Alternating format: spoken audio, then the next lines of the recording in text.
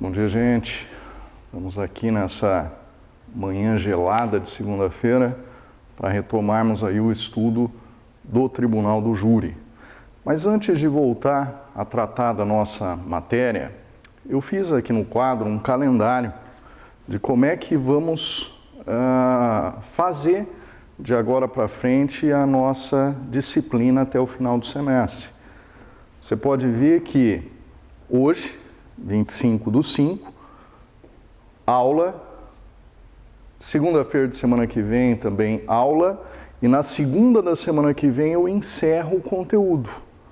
Tá? O conteúdo do semestre fica encerrado na aula da semana que vem. Depois, do dia 2 ao dia 7 de junho, você vai enviar para mim as suas dúvidas em relação ao conteúdo que foi ministrado pela via online, usando daquele e-mail que eu fiz constar ali no quadro, aquele e-mail que você me mandou as avaliações já no bimestre passado. Então, coloque lá o seu nome, a sua dúvida, e na aula da outra segunda-feira, no dia 8 de junho, eu vou fazer uma aula apenas para tirar as dúvidas que vocês me mandarem pelo e-mail. Ok? Na sequência, no dia 9, no dia seguinte, eu posto no AVA o trabalho e a prova. O trabalho é aquele que você já viu, aquele que você já tem lá quando nós estávamos na aula presencial. Então, é aquele trabalho mais a avaliação. E tanto o trabalho como a avaliação, eles vão ter um prazo para remessa pelo meu e-mail no dia 22/6. Então, 22 de junho, você vai mandar num e-mail único o trabalho e a prova, para que eu possa avaliar, e uma semana depois, no dia 29, eu lanço as notas e encaminho para vocês a avaliação corrigida, da mesma maneira como nós fizemos no bimestre passado. Ok? Observe essas datas, porque, como você já sabe, nós não vamos ter exame. Na sequência, vamos ter a semana das provas substitutivas e encerrou. Quem passou, passou. Quem não passou, infelizmente, vai ter que fazer o semestre seguinte outra vez. Espero que não seja o caso, tá? Então, vamos nos dedicar, cumprir essas datas, estudar bastante o conteúdo, para que você possa já se ver livre da matéria de processo penal desse semestre.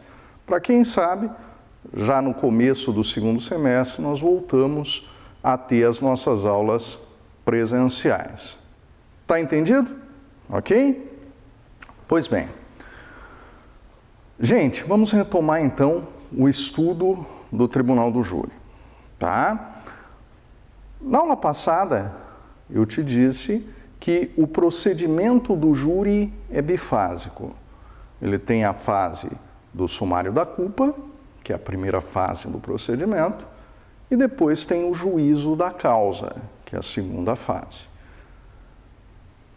Terminamos a aula passada dizendo que, ao final da primeira fase, o juiz irá tomar uma de 4 decisões possíveis: pronúncia, impronúncia, absolvição sumária ou desclassificação. É aí que nós paramos. Então, nós vamos ver hoje esse término da primeira fase, ok? Muito bem. Pronúncia. Gente, das 4 decisões possíveis, a pronúncia é a única que vai levar o réu para julgamento pelo plenário do júri. É a única das 4 decisões que vai fazer com que o processo seja impulsionado à fase seguinte. A pronúncia é uma decisão, ao final da primeira fase do procedimento, que leva o réu a julgamento plenário, a julgamento pelos jurados. Aqui, nesse momento em que o juiz pronuncia o réu, ele não está dizendo que o réu deve ser condenado pelo crime que ele praticou. Ele está fazendo um mero juízo de admissibilidade da acusação. Ele está dizendo que, por aquelas provas que foram colhidas na primeira fase do procedimento, existe prova da materialidade e indício suficiente de autoria ou participação em relação àquele réu, que permitem que ele seja levado a julgamento pelo plenário, pelos jurados. Não se julga o mérito da ação penal. Qual que é o mérito da ação penal? É a pretensão punitiva estatal. Nesse momento, não se define se o réu vai ser condenado ou vai ser absolvido. Nesse momento da pronúncia, simplesmente o juiz diz que existem elementos de prova suficientes para levar ele a julgamento plenário. Ok? Detalhe: não existe sentença de pronúncia. A pronúncia, e nós vamos ver isso no semestre que vem, é uma decisão interlocutória mista não terminativa. Sentença no processo penal, diferente do que ocorre lá no processo civil, é um ato do juiz que julga o mérito da pretensão punitiva estatal. E aqui, como eu te disse, o juiz faz um mero juízo de admissibilidade da acusação. Quem vai decidir o mérito são os jurados, oportunamente lá no julgamento plenário. Então é errado falar sentença de pronúncia. Não, a pronúncia é uma decisão interlocutória.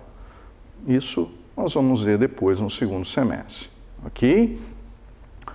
Pois bem, mas o que precisa para que o réu seja pronunciado?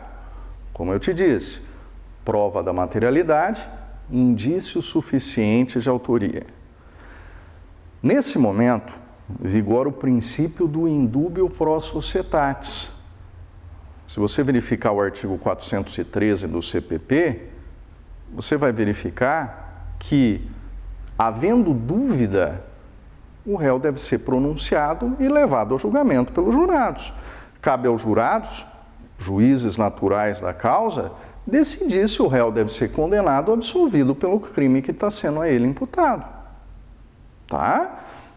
Grande parte da doutrina e da jurisprudência caminha nesse sentido, de que vigora nesse momento do processo o indubio pro societatis. Só que eu tenho que te chamar a atenção, e até coloquei isso na apostila que eu te mandei, que no ano passado houve uma decisão da segunda turma do Supremo que deu uma interpretação um pouquinho diferente dessa que eu estou te passando. Segundo essa decisão, para que o réu seja pronunciado, as provas colhidas na primeira fase do procedimento devem ser majoritariamente favoráveis à acusação, se comparadas com aquelas que são favoráveis à defesa. Precisaria, então, na visão dessa segunda turma do Supremo, que houvesse um standard probatório a favor da acusação.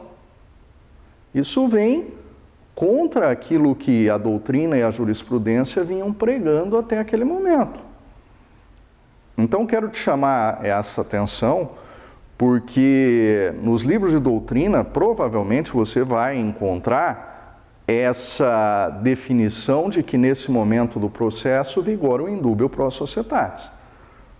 Porém, é bom você ter conhecimento dessa decisão, é isolada por enquanto, tá? De uma das turmas do Supremo que deu uma interpretação um pouco diferente a esse princípio do indubio pro societatis nesse momento do processo. Tá entendido isso? Ok. Outra coisa que eu tenho que te dizer,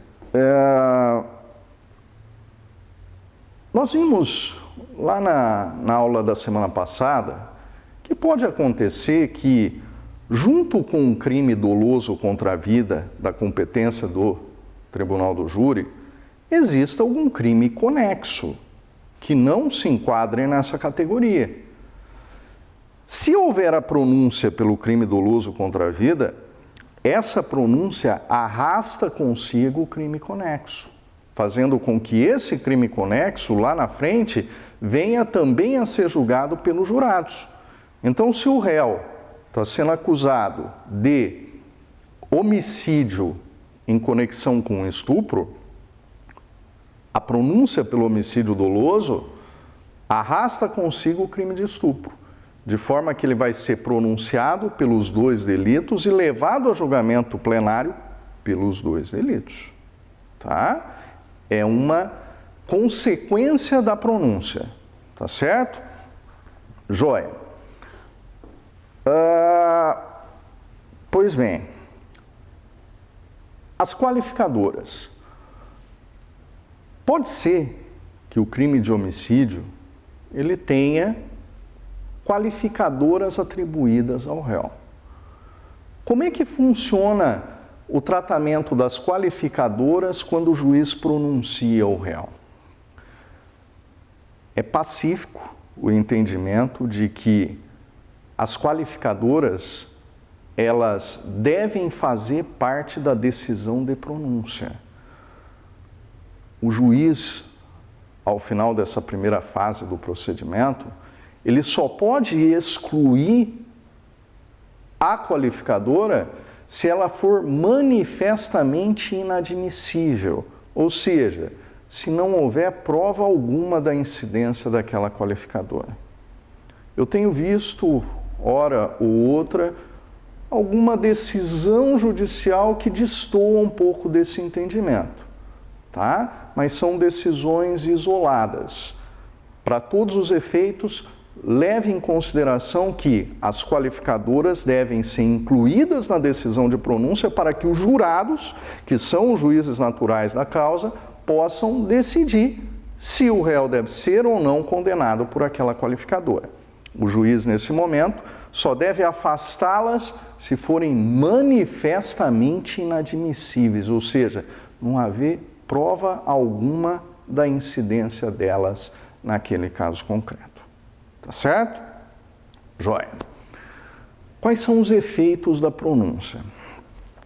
Gente, o primeiro efeito da pronúncia é submeter o réu a julgamento pelo plenário, pelo tribunal do júri. Esse é o efeito principal da decisão de pronúncia. Tá?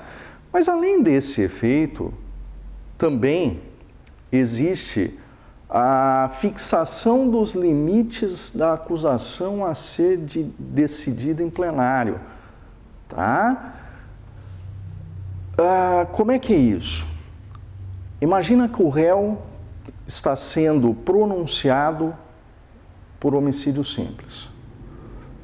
O promotor, ao fazer a acusação plenária, ele está balizado por aquela decisão de pronúncia. Ele não pode chegar no plenário e pedir que o réu seja condenado por homicídio qualificado. Afinal, ele está pronunciado por homicídio simples. Então, a decisão de pronúncia ela faz um balizamento, um limite máximo, até onde o órgão acusador pode ir na sustentação plenária. Tá? Então, um dos limites da decisão de pronúncia é justamente esse, de estabelecer os limites da acusação a ser deduzida em plenário. Tá certo? E terceiro efeito que você pode considerar é que a pronúncia interrompe a prescrição. Se você for no artigo 117 do Código Penal, você vai verificar que a pronúncia ela é uma das causas que interrompem a prescrição. Então, havendo a pronúncia, a publicação da decisão de pronúncia, isso acarreta a interrupção da prescrição. É também um dos efeitos da pronúncia. Ok? Pois bem. Joia. Como eu te disse, a decisão de pronúncia, ela não julga o mérito. Afinal, o mérito, quem vai decidir vão ser os jurados oportunamente lá no momento da decisão plenária. Só que a pronúncia gera preclusão. A decisão de pronúncia, contra ela, cabe recurso em sentido restrito. Se uma das partes, a acusação ou defesa, resolver não concordar com a decisão de pronúncia, cabe a elas manejarem o recurso em sentido estrito, 581, inciso 4 do CPP, que nós vamos ver depois no semestre que vem. Não havendo recurso, ou havendo o recurso e ele sendo improvido, preclui a decisão de pronúncia. O que isso quer dizer? Que aquela decisão de pronúncia não pode mais ser alterada, salvo se houver alguma modificação no quadro fático que faça com que o enquadramento típico da conduta seja diverso daquele pelo qual o réu está pronunciado. Por exemplo, o nosso réu estava pronunciado por homicídio tentado. Primeira fase do procedimento correu, teve a decisão de pronúncia nesse sentido, e antes do julgamento plenário, o nosso réu que estava internado na UTI morre. O que acontece? Pode ser alterada a decisão de pronúncia. Para quê? Para agora, em razão dessa superveniente modificação no quadro fático, o réu vir a ser julgado por conta do homicídio consumado. Tá entendido isso? Ok? Joia. Existe uma coisa que se chama despronúncia. Não confunda despronúncia com impronúncia. São coisas distintas. A despronúncia, ela pressupõe a existência de uma pronúncia anterior, de uma decisão de pronúncia que já tenha sido adotada. A despronúncia é a cassação da decisão de pronúncia. Quando é que isso ocorre? Em duas situações. Como eu te disse, contra a decisão de pronúncia cabe o recurso em sentido estrito. Esse recurso, e nós vamos ver isso no semestre que vem, ele é dotado do chamado juízo de retratação. O que é isso? Permite-se ao juiz prolator da decisão, o juiz de primeiro grau, retratar-se da decisão que ele tomou. Pode ser que o juiz tenha pronunciado o réu e a defesa tenha recorrido ao tribunal para que o réu viesse a ser impronunciado ou absolvido sumariamente ou ter o delito desclassificado, enfim. Antes de subir para o tribunal julgar esse recurso, as razões e contrarrazões de recurso voltam para o juiz de primeiro grau para que ele decida se mantém ou não aquela decisão de pronúncia que ele tomou. Isso por força do juízo de retratação do artigo 589 do CPP. Se o juiz, lendo as razões da defesa, entender que a defesa está com a razão, que realmente não era caso de pronunciar o réu, o juiz pode se retratar e despronunciar o réu, cassando aquela decisão de pronúncia que foi dada lá atrás. Essa é uma possibilidade. A segunda possibilidade é o juiz não se retratar. Tem um recurso em sentido estrito contra a decisão de pronúncia, as partes oferecem razões e contrarrazões recursais, o juiz mantém a decisão que ele deu e manda o processo para a instância superior. E lá no segundo grau, o tribunal dá provimento ao recurso manejado pela defesa, cassando aquela decisão de pronúncia. O que é isso? Despronúncia. Tá? Então são as duas hipóteses onde ocorre a despronúncia, que não tem nada a ver com a impronúncia. A despronúncia, como eu te disse, pressupõe uma anterior decisão de pronúncia. Tá entendido? Ok. Pois bem, gente. Em relação à pronúncia, é isso que você precisava saber. Ok? Essa, então, é a primeira das 4 decisões possíveis. Na sequência, nós temos a impronúncia. Quando que o réu é impronunciado? Quando o juiz não está convencido, ao final da primeira fase do procedimento, da existência do crime ou dos indícios suficientes de autoria ou participação em relação àquele réu. Eu te disse agora há pouco que, para que o juiz pronuncie o réu, ele tem que ter prova da materialidade e indícios de autoria. Se não houver prova suficiente da materialidade ou indício suficiente de autoria ou participação, o juiz não vai pronunciar o réu. O juiz vai impronunciar. A impronúncia, gente, ela não faz coisa julgada, material. Quando o juiz impronuncia o réu, ele não está julgando o mérito. Ele está simplesmente dizendo que, naquele momento do processo, por conta daquelas provas que foram trazidas, não existem elementos suficientes para levar o réu a julgamento plenário. Amanhã ou depois, se houverem novas provas, esse processo pode ser trazido novamente ao conhecimento do judiciário.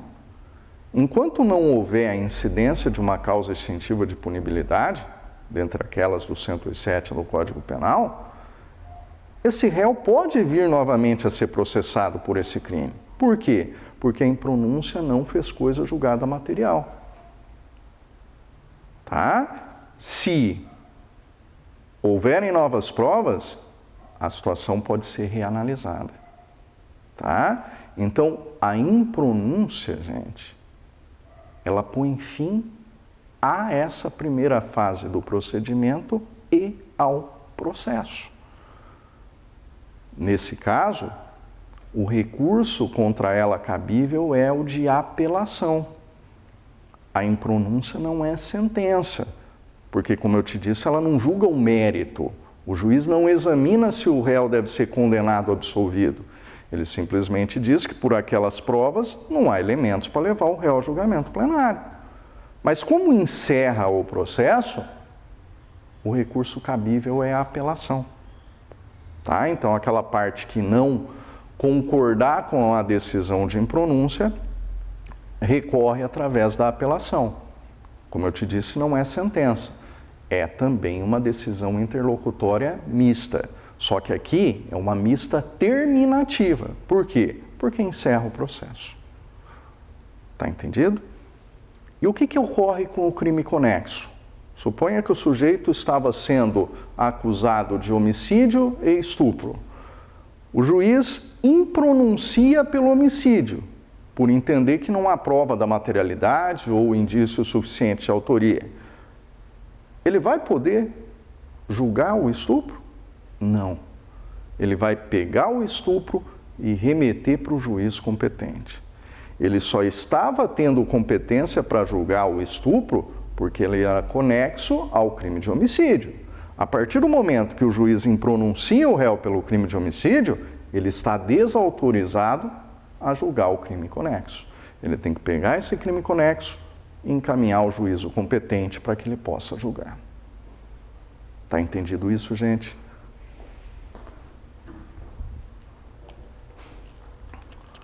Pois bem.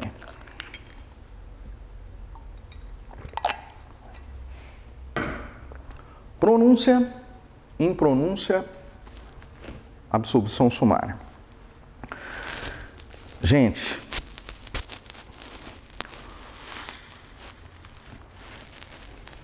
a terceira decisão possível ao juiz ao final da primeira fase do procedimento bifásico do júri é a absolvição sumária. Aqui, para que o juiz possa se valer dessa possibilidade, deve haver um juízo de certeza. Não pode pairar dúvidas para que o juiz lance mão da absolvição sumária no júri. Por quê? Porque aqui nós vamos ter uma sentença que faz coisa julgada material. O juiz vai examinar o mérito da ação penal. O juiz vai examinar a pretensão punitiva estatal. Se ele lançar mão da absolvição sumária no júri, o réu estará definitivamente absolvido, depois de passado o prazo recursal ou do recurso cabível ser julgado improvido.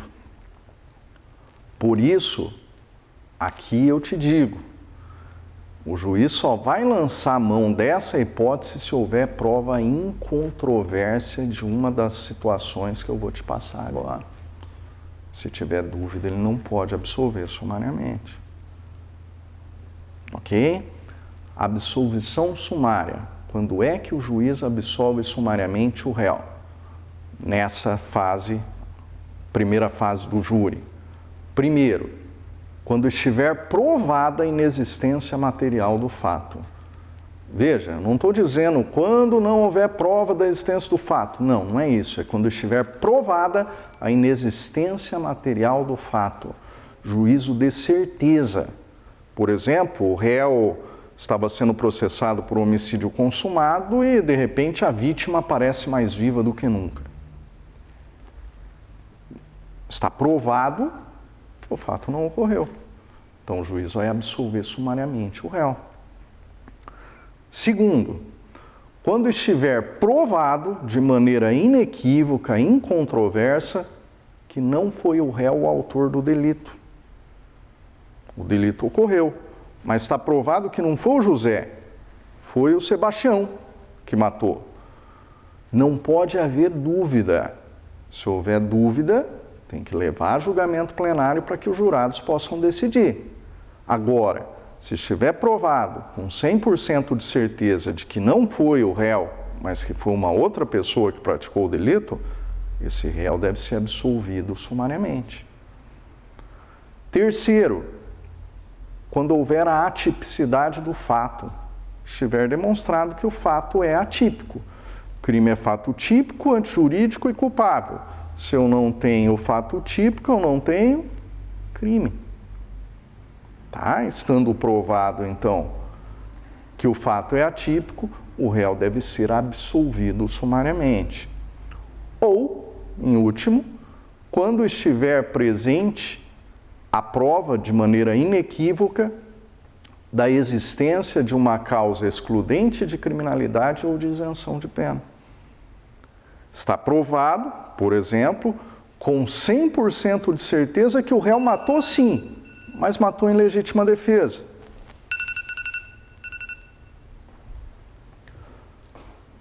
Se houver essa prova induvidosa de que o réu agiu amparado por essa excludente, o juiz vai absolvê-lo sumariamente, tá? Todas as causas excludentes de antijuridicidade ou dirimentes de culpabilidade, elas se encaixam nesse quarto inciso, nessa quarta situação. Mas aqui eu quero te fazer uma ressalva, que o próprio legislador fez no dispositivo.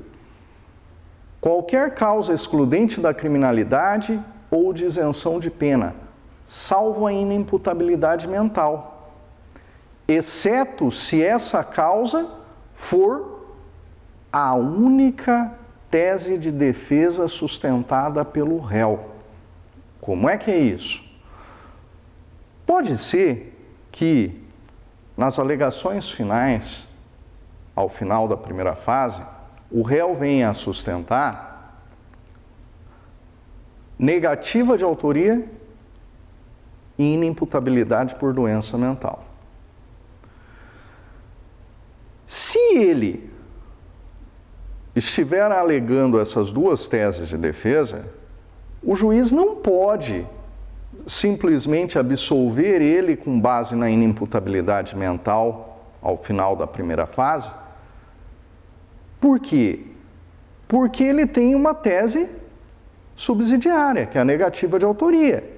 Essa tese tem que ser levada a julgamento pelo juiz natural da causa, que são os jurados, é o tribunal do júri. Então, nesse tipo de situação, Você não pode absolver o réu sumariamente com base na inimputabilidade mental. Qual a razão disso? Se você tem uma inimputabilidade por doença mental, você vai aplicar ao réu a medida de segurança, você vai submeter ele a uma medida de segurança. É um ônus, é uma das espécies de sanção penal. Ao contrário, se você levar o julgamento ao tribunal do júri e eles reconhecerem a negativa de autoria, o réu é absolvido propriamente, ou seja, ele não pega pena e não pega medida de segurança. Você não pode subtrair do réu esse direito de ter analisado a tese da negativa de autoria pelo tribunal do júri.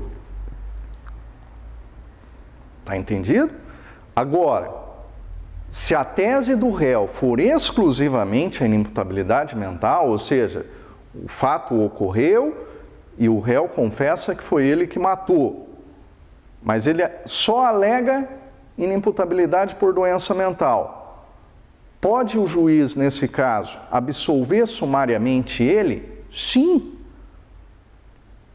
Se houver um laudo pericial demonstrando que ele era doente mental, incapaz de responder pelos seus atos ao tempo da conduta, o juiz vai absolver sumariamente ele e aplicar desde já a medida de segurança. Nesse tipo de situação, não precisa levar ele a julgamento plenário, só precisaria se houvesse uma tese subsidiária, se houvesse uma tese diversa daquela da inimputabilidade mental. Como não há, então o juiz pode absolver sumariamente e aplicar desde já a medida de segurança. Está entendido isso? Ok? Pois bem, absolvição sumária, como eu te disse, julga o mérito, faz coisa julgada material. Então o recurso cabível é a apelação, tá? Só que aí eu chamo a tua atenção para o seguinte, nós vamos ver lá no semestre que vem, quando estudarmos recursos, o tal do reexame necessário ou remessa necessária. Você já deve ter visto isso lá no processo civil. São aquelas hipóteses previstas em lei em que o juiz, a tomar uma determinada decisão, deve submetê-la ao crivo do tribunal. Só a partir do momento que o tribunal confirme aquela decisão que ela passa a ter efeitos concretos. As hipóteses de reexame necessário no processo penal estão nos artigos 574 e 746 do CPP e artigo 7º da Lei 1521/51. Dentre essas hipóteses, está lá no 574, absolvição sumária no júri. Só que ela não está textualmente absolvição sumária no júri. Ela se reporta ao artigo 411 do CPP. Esse artigo 411 do CPP, até 2008, trazia a hipótese de absolvição sumária do júri. Veio o legislador de 2008, alterou o 411 para tratar de um assunto que hoje não tem nada a ver com absolvição sumária no júri. Aí fica a dúvida, como o artigo 574 continua com aquela redação original, é obrigatória a remessa necessária no caso de absolvição sumária no júri? Ou seja, o juiz, ao absolver sumariamente o réu, deve submeter essa decisão ao crivo do tribunal? Pois é, a doutrina se divide e a jurisprudência da mesma forma. Alguns dizem que continua havendo a obrigatoriedade do juiz remeter os autos ao tribunal para ele analisar a decisão de absolvição sumária. Outros dizem que não mais subsiste essa hipótese, porque o 411 hoje trata de um assunto que não tem nada a ver com a absolvição sumária no júri. Pois é, a nível de Paraná, o Tribunal de Justiça do Paraná já se manifestou, não é mais preciso a remessa necessária dos autos em caso de absolvição sumária do júri. Não é necessário, tá? Posição já pacificada no Paraná. Tá? Em outros estados, você vai ver que a questão já é mais truncada, mais dividida, mas no Paraná nós temos esse posicionamento. Tá entendido? Ok?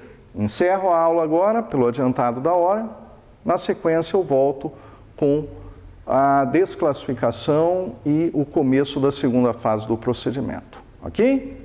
Até daqui a pouco.